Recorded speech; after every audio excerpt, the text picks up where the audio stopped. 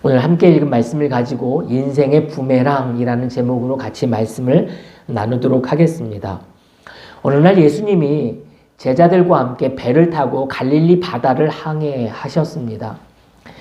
하루 일과를 마치시고 저녁 때가 되어 제자들과 함께 배를 타고 갈릴리 바다를 건너가시려는데 예수님은 피곤하셨는지 배의 끝 뒷부분에 가셔서 주무시고 계셨습니다. 그런데 예상과 달리 배는 풍랑을 만난 겁니다. 갑자기 풍랑이 일었는데 성경에 보니까 광풍이래요. 큰 광풍. 광풍이 무슨 뜻이죠? 미친 바람. 이게 예상치 못한 엄청난 바람이 몰아닥친 거지요. 제자들은 하는 수 없이 안간힘을 쓰면서 그 풍랑을 뚫고 배를 움직여 보려고 노를 저어봤지만 여전히 배는 그 자리에 멈춰서 있었습니다.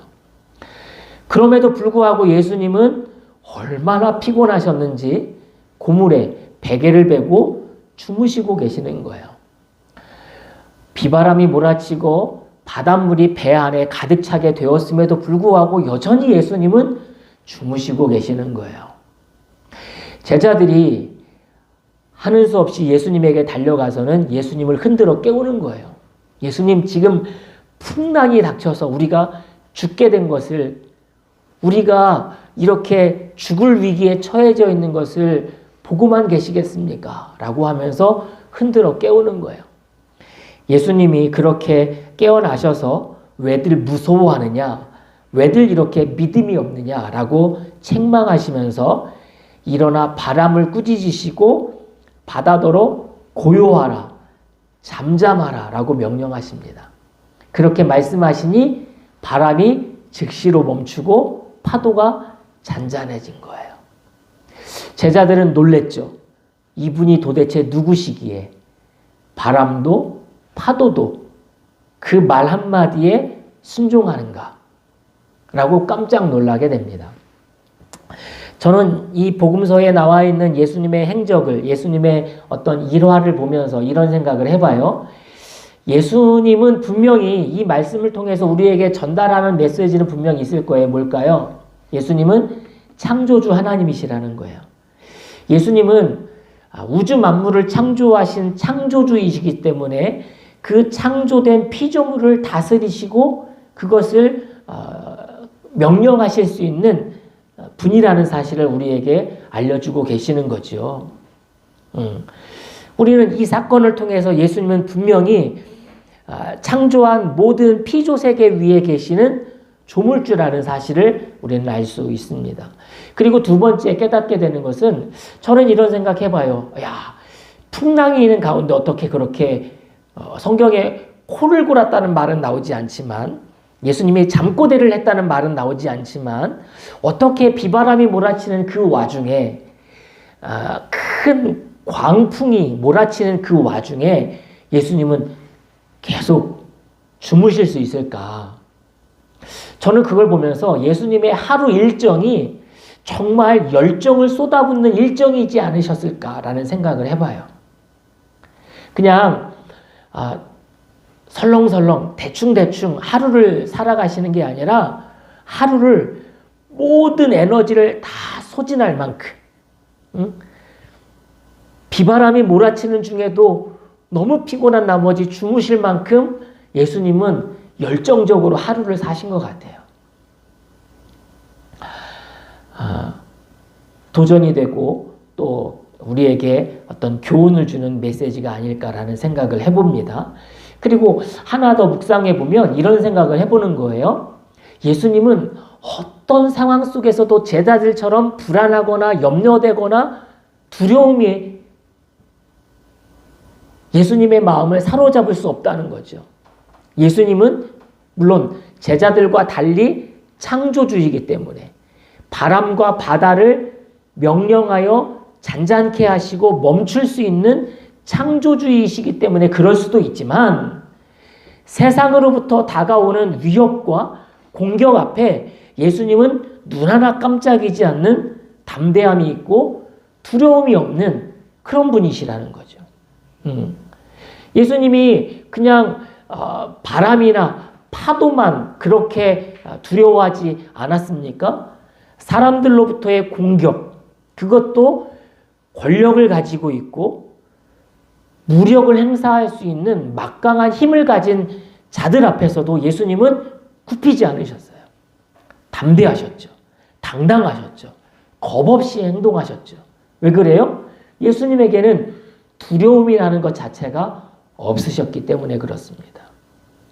그만큼 어떤 두려움이 없기 때문에 마음에는 근심이 없고 걱정이 없고 염려가 없기 때문에 이 풍랑이는 상황 속에서도 잠을 주무실 수 있지 않으셨을까라는 생각을 해보는 겁니다. 이와 비슷한 사건이 사도행전에 하나 등장하는데요. 예수님이 죽으시고 부활하셔서 40일 만에 승천하시죠. 그리고 남겨진 제자들이 함께 모여 기도하고 복음을 전하는데 세상은 이들을 가만히 내버려 두지 않습니다. 예수님이 계시지 않는 제자들을 억압하고 탄압하고 핍박하는데 헤롯은 야고보를 잡아다가 순교시키는 거예요. 처형시키는 거예요. 이것을 보고 유대인들이 기뻐하니까 헤롯은 더 의기양양해서 베드로까지 이 초대교회의 수장 아닙니까?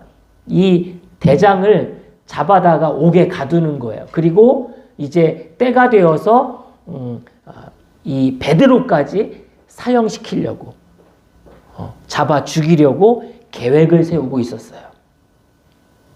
베드로를 옥에 가두었는데 군인들을, 그러니까 보초를 쓰는 군인들을 얼마나 많이 세웠는지 4명씩 이룬 한 조가 4명인데 4패를 세워놨어요. 몇 명이죠? 16명. 16명을 보초를 세우는 거예요. 왜냐하면 사도행전 앞부분에 베드로를 한번 가둬놨다가 탈옥한 경험이 있었기 때문에. 아무튼 베드로가 그렇게 갇혀 있는데 이렇게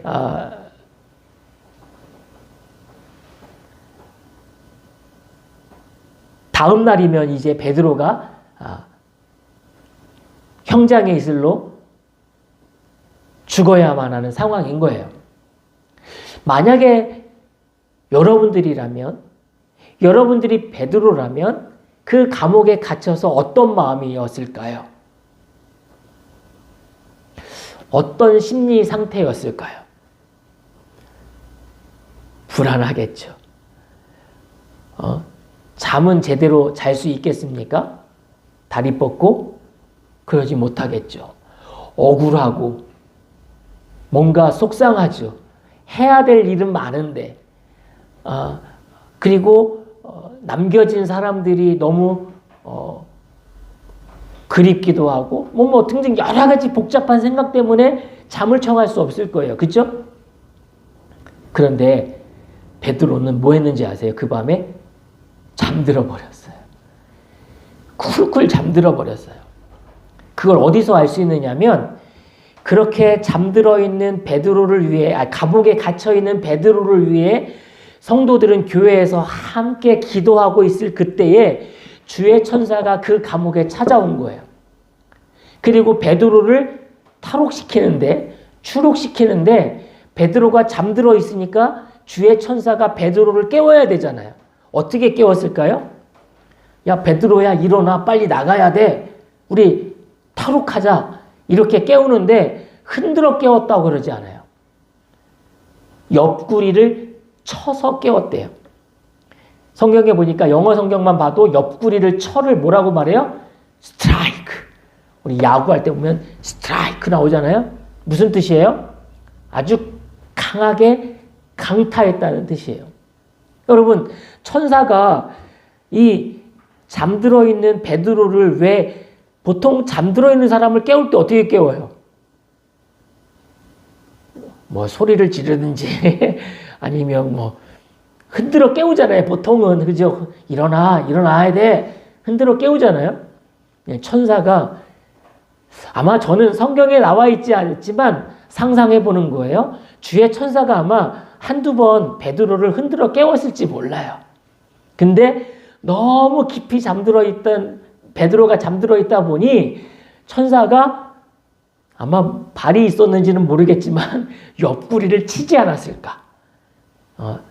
강하게 내리치지 않았을까? 라는 생각을 해봐요. 저는 이 모습을 보면서 베드로가 여러분 다음날 형장에 있을로 사형을 당해야 되는 순교당해야 하는 이 베드로 입장에서 우리 같으면 억울하고 불안하고 답답하고 염려스럽고 잠이 안 올 것 같은데 뜬 눈으로 밤을 새울 것 같은데 베드로는 쿨쿨 잠을 자고 있어요. 천사가 흔들어 깨우는 것도 아니고 옆구리를 쳐서 깨울 만큼 깊이 잠들어 있어요. 그럴 수 있는 비결이 어디 있을까? 마치 예수님을 닮아 있죠? 왜 그래요? 저는 이렇게 생각해요. 하나님이 어떤 모습으로든 어떤 모양으로든 나를 구원하실 거라고 하는 확신이 베드로에게 있지 않았을까? 라는 생각을 해봐요. 성경에 나와 있지는 않지만 베드로가 그렇게 잠들어 있는 이유에 대해서 성경은 말하고 있지 않지만 한번 추측해보고 상상해보는 거예요. 베드로는 그렇게 하나님의 구원을 어떤 방법으로든 하나님이 자기를 살려주실 것에 대한 확신이 있기 때문에 평안한 마음으로 잠들어 있지 않았을까라는 생각을 해보는 거죠. 아니면 두 번째, 죽음을 마다하지 않는 베드로의 그 담대함.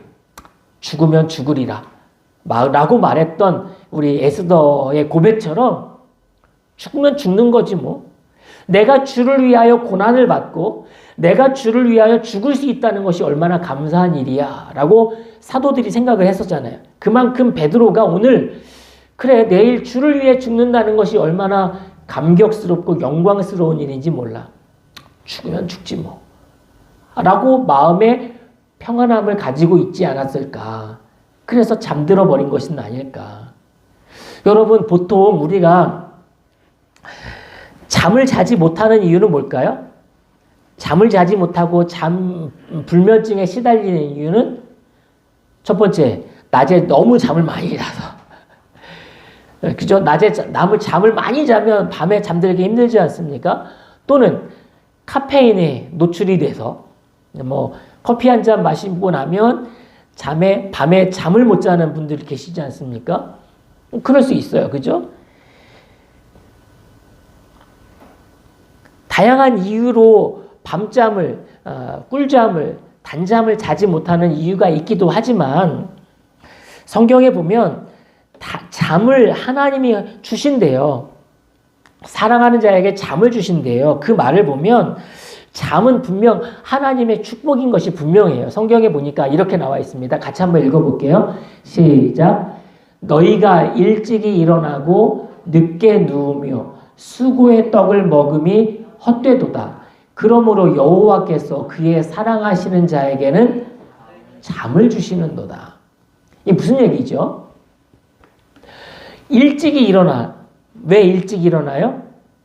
뭔가 열심히 뭔가 부지런히 해야만 성공할 수 있고 내가 뭔가 더 많이 누릴 수 있을 것 같은 착각, 오류, 그리고 늦게까지 쓰고 땀 흘려 일해야 내가 먹고 살 수 있을 거라고 하는 이 뭐죠? 저변의 불안한 마음, 염려스러운 마음 때문에 잠을 제대로 청하지 못하는 거예요. 그 마음의 저변에는 내가 일찍 일어나서 늦게까지 수고해야지. 이건 뭐죠? 철저하게 자신의 삶을 자기가 개척해내야 하고 자기가 뭔가 이룩해야 된다라고 하는 어떤 부담감. 이런 것이 불안함에 근거하고 있는 거죠. 그러나 그것은 다 헛되다는 거예요. 오히려 하나님은 사랑하는 자에게 잠을 주신대요. 그죠? 근심하지 않고 염려하지 않고 마음의 평안함을 주신대요. 이 잠은 진짜 잠을 말하는 게 아니죠. 마음에 근심이 없고 염려가 없고 평안한 것을 말하는 거예요. 그런 의미에서 하나님은 그 잠이라고 하는 것은 단순히 불면증을 해소해주는 그런 차원이 아니라 마음의 평안함, 근심과 염려로부터 벗어나는 자유함을 말하는 거겠죠. 오늘 베드로와 예수님의 어떤 모습을 통해서 우리가 잠이라고 하는 하나의 키워드를 통해서 아마 교훈을 얻을 수 있는데, 오늘 본문에도 보면 그 잠과 연결되어지는 한 인물이 등장하고 있어요. 오늘 본문에는 이렇게 시작합니다. 6장 1절에 보면 그날 밤에, 그날 밤. 여기서 말하는 그날 밤은 뭘까요? 5장의 사건과 연결되겠죠. 지난주에 살펴봤던 사건과 연결되고 있는 밤인 거예요. 그날 밤은 구체적으로 어떤 밤이냐면 5장 마지막 부분에 그런 얘기가 등장했었죠. 하만이 자기 집에 돌아가서는 자기 아내와 자기 친구들에게 떠벌리고 자랑했던 내용이 뭐죠? 와, 임금이 나를 인정해줬어. 나의 실력과 나의 능력을 인정해줬어. 그래서 높은 관직을 주었어. 뿐만 아니라 왕후까지도 나를 알아줬어. 그래서 나를 잔치에 초대해서 그 잔치에 초대받은 사람은, 왕과 함께 그 자리에 초대받은 사람은 나밖에 없어. 라고 막 떠벌렸죠. 그러면서 덧붙여서 뿐만인가 내일도 에스더 왕후가 왕과 함께 나를 초대했다네 라고 떠벌리고 자랑하던 그 밤인 거예요. 그러니까 첫 번째 에스더가 잔치를 벌이고 두 번째 잔치를 준비하는 그 밤, 에스더도 아마 뭔가 계획을 세우고 뭔가 나름 품었던 계획들을 실행해 가려고 그 밤에 뜬 눈으로 세우고 있던 차였겠죠. 하만은 거기서 멈추지 않고 뭐해요? 근데 말이야, 내가 나올 때 모르드게를 봤는데 나한테 무릎을 꿇지도 않고 나에게 절하지도 않는 거야. 속이 얼마나 상하든지 화가 머리끝까지 치밀어 오르는 거야. 그러면서 아내와 그 친구들에게 제안을 받죠. 그러면 그 모르드게를 장대에 매달자고 제안을 받아서, 그래? 맞아, 좋은 아이디어야. 장대를 세우자고. 그러면서 모르드게를 죽이려고 장대를 세우던 그 밤인 거예요. 그날 밤. 하만은 모르드게를 죽이려고 하는 밤이고, 에스더는 모르드게와 자기 동족을 살리려고 계획을 세우던 밤. 그 누구도 잠들 수 없는 자기 나름대로의 계획을 실행하기 위해서 잠 못 드는 밤.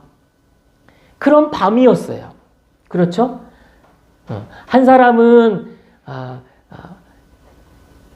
죽음의 위기로부터 자기 민족을, 모르드게를 살리려고 계획을 세우고, 한 사람은 모르드게를 나무에 장대에 높이 달려고 계획을 세우고 있던 그 밤. 둘 다 밤을 새워가며 치밀하게 세운 계획을 실행에 옮기려고 뜬 눈으로 밤을 새우고 있는 그 밤에 오히려 잠 못 드는 사람이 따로 한 명이 있었어요. 누굴까요? 오히려 왕이 잠 못 들고 있는 거예요. 왕이 무슨 이유에서인지 잠이 오지 않은 거예요. 원어 성경을 보니까 잠이 달아났다라고 나와 있어요. 왜 잠이 달아났을까? 왕은. 여러분 보세요. 잠은 마음이 근심하거나 뭔가 내일 실행해야 할 큰 계획이 있거나 그러면 불안하고 염려되고 그래서 잠을 못 자는 경우들이 있잖아요. 그죠? 근데 왕은 뭔가 불안할 이유도 없고 다음 달 뭔가 크게 치러야 할 행사도 있는 것도 아닌데 잠이 오지 않는 거예요. 그래서 뜬 눈으로 밤을 새울 수는 없고, 그래서 일어나서 책을 찾아서 읽기로 한 거예요.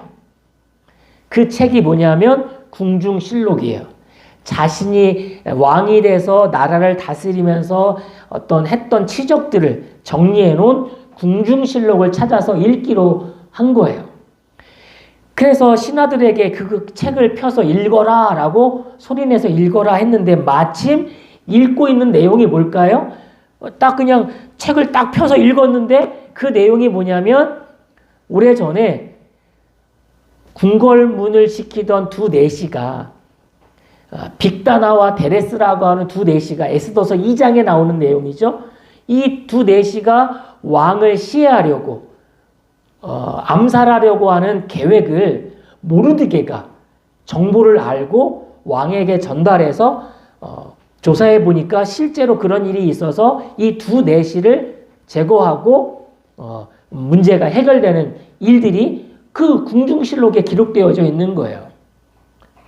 그걸 읽고 왕이 깜짝 놀라죠. 아, 이런 일이 있었어? 그러면 혹시 그 모르드게에게 공로를 인정해주는 뭔가 업적을 인정해주는 상을 내리거나 어떤 돈을 주거나 관직을 내린 적이 있는지를 물어보지요. 그랬더니 신하들이 나라에서는 모르드게에게 아무런 상도 내리지 않았습니다 라고 말하는 거예요. 이 얘기를 들은 왕이 그렇다면 모르드게에게 뭔가 상을 내려야겠다라고 계획을 세우지요. 자, 이전에 무슨 생각을 해보냐면 이런 생각을 해보는 겁니다. 여러분, 왜 왕이 잠이 오지 않았을까? 그리고 그냥 잠이 오지 않으면 왕이 좋아하는 술을 마실 수도 있는 거고 그냥 산책을 할 수도 있는 거고 그런데 오늘 궁중실록을 찾아서 읽는 거예요. 근데 마침 읽은 내용이 뭐라고요? 모르드게와 관련된 이야기를 읽는 거예요. 여러분, 모든 일이 우연처럼 일어나고 있어요. 그죠? 그러나 우연을 가장한 하나님의 역사인 거죠. 우연처럼, 정말 우연처럼 보여지지만 그 우연의 이면에는 하나님의 손길이, 하나님의 역사가 작동하고 있음을 우리는 볼 수 있습니다. 하나님의 특별한 섭리와 간섭하심, 잠을 주시는 분이 하나님이실진데 잠이 오지 않게 하시는 분도 역시 하나님이심을 우리는 본다면, 깨닫는다면 오늘 아하수에로 왕이 그날 밤 아무런 이유 없이 잠이 달아나고 잠들지 못하는 밤, 그리고 책을 찾아서 펴서 읽었는데 마침 모르드게와 관련된 이야기가 읽혀지는 거예요. 이 모든 것에 간섭하시고 개입하시고 역사하시는 하나님의 손길을 우리는 볼 수 있다는 거지요. 저는 이 말씀을 보면서 일상 속에서 분주하게 일하시는 하나님의 역사를 보게 됩니다. 하나님은 뜻하신 바를 우리의 삶 속에서 마치 우연처럼 펼쳐지는 일을 통해서 일하시고 계시고 섭리하시고 계시고 우리의 삶에 개입하고 계심을 확신합니다. 이것이 단지 그냥 우연히 벌어진 사건이라고 치부해버리면 어쩔 수 없지만 그 이면에 오늘 본문에 등장하는 것처럼 하나님이 개입하시고 하나님이 역사하시고 하나님이 뜻하신 바가 있어서 그 일들을 추진해 가고 계시는 것을 믿는 것이 바로 믿음이고 우리의 신앙이 될 줄로 믿습니다. 하나님은 그렇게 일하시는 분이신 거예요. 그러면서 우리 인생의 배후에서 이끌어 가시는, 섭리하고 계시는 하나님의 일하심을 볼 수 있는 지혜, 눈, 그것이 우리에게 필요한 줄로 믿습니다. 하나님은 무대 뒤에 숨어 계시지만 우리 인생의 전반에 전적으로 등장하셔서 나타나셔서 개입하시고 역사하시고 이끌고 계시지는 않지만 구약시대처럼 불과 구름 기둥으로 우리 눈앞에 현현하시거나 만나와 말출하기로 우리의 필요를 직접적으로 채우시지는 않지만 우리의 삶 속에 마치 우연처럼 벌어지는 사건들을 통해서 우리의 삶에 개입하시고 손대고 계심을 우리는 확신합니다. 그걸 하나님의 역사로 보는 것이 믿음인 거고 그걸 볼 수 있는 믿음이 우리의 신앙이 되는 것이지요. 이런 믿음과 이런 신앙이 우리의 믿음과 신앙 될 수 있기를 주님의 이름으로 축복을 드립니다. 그래서 우리는 여기까지 걸어오는 것이 나의 능력이고 나의 재능이고 나의 노력이 아니라 하나님의 인도하심인 줄로 믿습니다. 그래서 에베네셀이 하나님을 찬양하는 거예요. 욥은 이렇게 고백했죠. 같이 한번 읽어봅니다. 시작. 그러나 내가 가는 길을 그가 아시나니 그가 나를 단련하신 후에는 내가 정금같이 되어 나오리라. 욥이 지금 어떤 상황에 놓여 있죠? 다 잃어버렸어요. 건강도 재산도 가족도 자녀도 다 잃어버렸어요. 그런 와중에 이런 고백을 하는 거예요. 나의 가는 길을 오직 그분만이 아신다. 그가 나를 단련하신 후에는 내가 정금같이 나오리라. 지금 내가 가는 길은 나도 알 수 없다는 거죠. 하나님만이 아신다는 거예요. 그래서 잠언서의 시편에 보면 이런 말씀이 우리에게 들려주고 있습니다. 시작. 내 길을 여호와께 맡기라. 그를 의지하면 그가 이루시고 내 의를 빛같이 나타내시며 내 공의를 정오의 빛같이 하시리로다. 내 길을 내가 계획하고 내가 걸어가려고 하는 그 인생의 길을 하나님께 맡기라는 거예요. 주도적으로 내 인생을 내가 개척해 사고 내가 내 능력으로 내가 뭔가 할 수 있을 것처럼 내 인생을 살아가지 말고 내 길을 하나님께 맡기라는 거예요. 그를 의지하면 하나님이 도우실 것이라는 거예요. 이런 믿음으로 살아가는 인생. 그러면 하나님이 우리의 삶에 개입하시고 작동하시고 역사하셔서 정말 우연처럼 보여지는, 나는 아무것도 안 하고 있는데 하나님은 그 밤에 분주하게 역사하고 계시잖아요. 하나님은 주무시지도 않고 역사하고 일하고 계시잖아요. 잠들지 못하게 하시고 책을 펴서 읽게 하시고, 근데 우연히 펼쳐진 책이 그 모르드게와 관련된 일이게 하시고, 하나님이 얼마나 지금 치밀하게 계획적으로 일하고 계세요.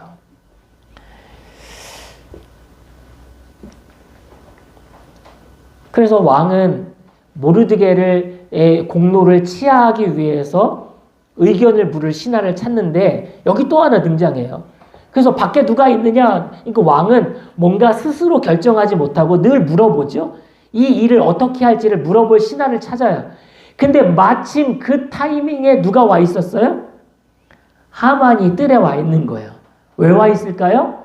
이 하만은 뭔가 참 악인도 그 악을 성취하기 위해서, 악인도 그 계획을 실행하기 위해서 밤잠을 가리지 않고 열심인 것을 보면 참 열정적이다. 악한 사람이 그 악을 성공시키기 위해서도 게으르지 않구나라는 것을 보이게 되죠. 이 하만이 그 밤에 왕에게 모르드게를 장대에 다는 것을 승인받기 위해서, 허락받기 위해서 왕에게 찾아와 있는 거예요. 얼마나 열정적이야. 하만도 보면. 그쵸? 아무튼 왕이 신하를 찾는데 그 타이밍에 마침 그 뜰에 누가 와 있어요? 하만이 와 있어요. 여러분, 이건 정말 우연을 강조한 하나님의 필연적인 만남, 하나님의 간섭하심, 역사하심인 거죠. 절묘한 타이밍, 정말 오차가 없이 하나님이 사람들의 그 움직임을 주관하고 계시는 모습들을 볼 수 있습니다. 그래서 왕이 묻죠. 하만, 내가 특별히 대우하고 싶은 사람이 있는데 이 사람에게 어떻게 하면 좋을지 묻습니다. 하만은 지난주에 우리가 살펴봤지만 어떤 사람이라고요? 어떤 인물이라고요? 자기 도취형 인간, 자기 중심적 인간이지 않습니까? 하만은 절묘한 타이밍에 그 뜰에 서 있었는데 자기 도취형 인간이고 자기 중심적 생각을 가진 인물이었었어요. 왕이 높이 사려고 하는 인물이 바로 나 아니면 누가 있겠어? 나 말고 또 누가 왕의 마음을 저렇게 사로잡은 사람이 있겠어? 이 착각도 이런 착각이 어디 있고, 이런 김칫국도 이런 김칫국을 마시는 사람이 어디 있겠습니까? 근데 하만은 자기 중심적 인물이다 보니, 자기 도취형 인간이다 보니 자기일 거라고 착각을 하고 있는 거예요. 그러면서 평소에 그가 얼마나 야망이 있고 권력에, 명예에 사로잡힌 인물인지를 엿볼 수 있는 대목이 나와요. 왕이여, 임금님, 이렇게 하는 게 좋겠습니다. 왕관을, 또 왕이 입으시는 의복을 입게 하고 말을 태워서 가장 높은 신하에게 그 말을 끌게 하고 온 동네를 떠돌아다니면서 왕이 높이시려는 분은, 사람은 이렇게까지 왕이 대우하신다라고 소리치게 하는 것이 좋겠습니다. 공개적으로 이렇게 인정받고 싶은, 하만이 자기가 그렇게 하고 싶은 거를 의도적으로 숨은 의도를 가지고 왕에게 그렇게 말하고 있는 거죠. 그때 무슨 일이 벌어져요? 이 완전 반전의 반전인 거죠. 완벽한 반전이 여기서 일어납니다. 야, 이게 절묘한 타이밍에 상상할 수 없었던 반전이, 역전이 여기서 일어나는 거죠. 왕이, 임금이 하만에게 이야기합니다. 그래, 아주 좋은 아이디어야. 가서 그걸 실행해. 근데 누구에게? 너 말고 모르드게, 저 궁궐문에 앉아있는 유다 민족 모르드게를 데려다가 그렇게 네가 말한 것 중에 하나도 빼놓지 말고 그렇게 해. 성경에는 나와 있지 않지만 모르드게, 하만이 그 얘기를 듣는 순간 표정이 어떻게 바뀌었을까요? 이거는 못 씹은 표정인 거죠. 완전히. 이거는 뭐지? 내가 아니었단 말이야? 그것도 모르드게였단 말이야? 이런 날벼락도 없는 거죠, 하만에게. 그러면서 성경에 보니까 하만이 자기가 말했던 대로 모르드게를 그렇게 높이고 나서, 다 끝나고 나서 집으로 돌아가는데 어떤 표정을 가지고 집으로 돌아가요? 12절을 보세요. 12절에 보니까 그런 다음에 모르드게는 대궐 문으로 돌아왔고 하만은 근심이 가득한 얼굴을 하고 달아나듯이 자기 집으로 가버렸대요. 참 재미있는 연출이고 장면이지 않습니까? 충격적인 반전이고 독자가 기대했던 역전은 바로 여기서 일어나고 있습니다. 모르드게를 무너뜨리려고 했던, 그리고 그래서 왕을 찾아갔던 하만의 계획과 달리 하만은 모르드게의 업적을 기리고 높이는 입장이 되어버렸어요. 그렇죠? 하만은 모르드게를 장대에 높이 달려고 했는데 장대가 아닌 말에 태우고 모르드게를 높이고 있는 거예요. 잠언 성경에 보니까 이런 말씀이 나와요. 같이 한번 읽어봅니다. 시작. 함정을 파는 자는 그것에 빠질 것이요 돌을 굴리는 자는 도리어 그것에 치이리다. 악하고 사악한 일을 벌이는 사람은 오히려 그 자기 꾀에 자기가 넘어가게 된다는 잠언서 교훈인 거죠. 하만이 이 꼴인 거예요. 악을 행하는 사람은 그 절대 악에 자기가 빠지게 돼요. 걸려 넘어지게 됩니다. 하만이 바로 이런 모습을 당하고 있는 거죠. 저는 이 모습을 봅니다. 인생은 마치 부메랑처럼 돌아오는 거예요. 던지면 다시 자기에게 돌아오지 않습니까? 모르드게 보세요. 모르드게가 에스더서 2장에서 자기가 위대한 업적을 남기잖아요. 왕을 살리잖아요. 모반하려고 하는, 왕을 음해하려고 하는 세력들을 고발해서 왕의 생명을 살려주잖아요. 그런데 아무런 대가도, 아무런 치적을 인정받지도 못했어요. 억울하지만 모르드게는 그걸 가지고 불만을 품거나 원망하지 않고 본연의 자리에서 충성합니다. 충실하게 임해요. 하나님은 훗날 이것을 기억하게 하고 떠올리게 하고 그 사건이 다시 수면 위에 떠오르게 하셔서 모르드게를 인정받게 해요. 위기 속에서 모르드게를 구출하는 사건으로 다시 재등장하게 하세요. 그래서 어쩌면 하나님은 에스더서 2장에서 모르드게가 남긴 그 업적을, 그 치적을 지연시키신, 공적을 인정받는 것을 지연시키시는 이때를 위해서 허실이라고 봐요. 그러고 보면 모르드게가 한 선한 일은 부메랑이 되어서 모르드게 자신에게 자신의 생명을 살리는 일에 돌아오지요. 하만은 어때요? 하만은 자기가 저지른 악행이 부메랑이 되어서 자기에게 돌아옵니다. 뒷장에 가서 보면 아시겠지만 모르드게를 다리려고 했던 그 장대에 자기가 달려요. 인생은 그렇게 부메랑처럼 선을 행하면 선으로, 악을 행하면 악으로 돌아오기 마련이라는 사실을 우리에게 가르쳐주고 있는 것 같아요.